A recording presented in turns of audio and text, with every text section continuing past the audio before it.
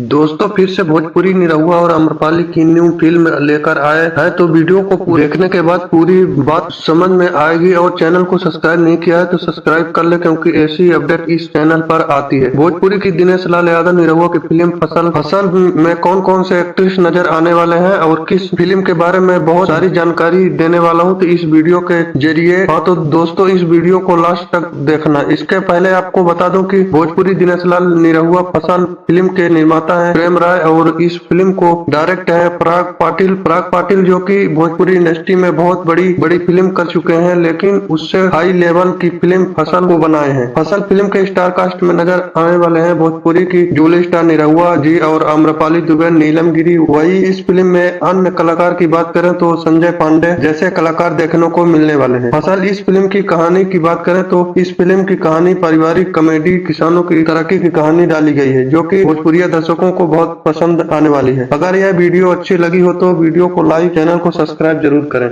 Jai Hind.